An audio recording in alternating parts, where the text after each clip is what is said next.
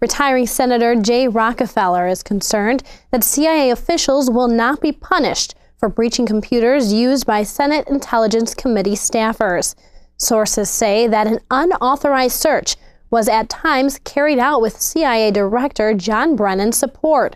Senator Rockefeller added that the Obama White House must hold Brennan accountable if Brennan himself actually authorized the computer search.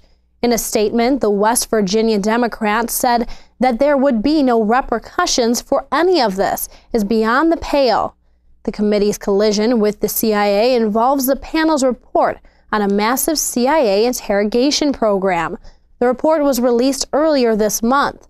Notably, the orthodox press often uses innocuous words like interrogation program when in fact it was a brutal torture program.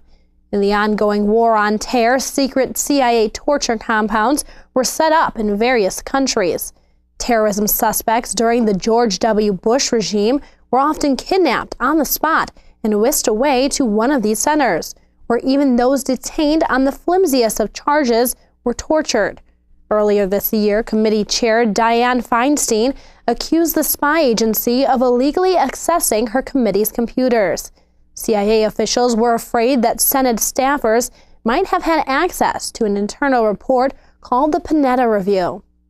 The report, named after former Obama Defense Secretary Leon Panetta, was not meant to be read outside the spy agency. The Washington newspaper The Hill noted Brennan was initially defiant after the accusations, but later apologized after the CIA's Inspector General found that the agency acted inappropriately.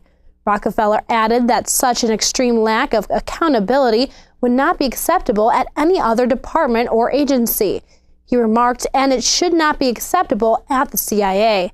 Yet the West Virginia Democrat himself, a former Intelligence Committee chairman, said that Brennan will not answer even the most basic questions.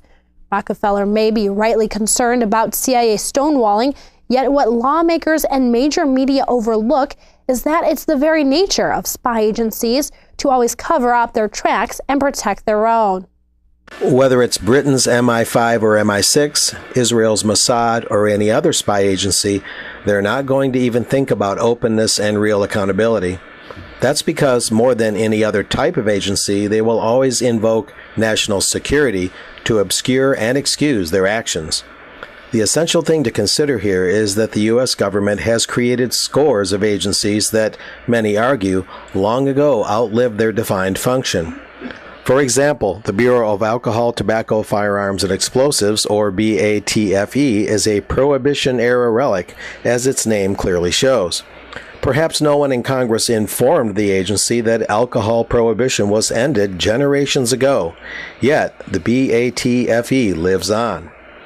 Many say that's rather unsettling, since the BATFE, on President Obama's watch, was accused with considerable evidence of conducting Operation Fast and Furious. That deadly gambit involved the illicit purchase and transfer of high-powered firearms from the U.S. to Mexican drug cartels. If there ever was a solid reason to end an already obsolete federal agency, that was it. The CIA is the former Office of Strategic Services. It was created in 1947 mainly to assess and oppose the communist menace. But the Cold War, by all reasonable accounts, ended. So the key question, beyond the CIA peering into Senate files, is whether to maintain the spy agency at all.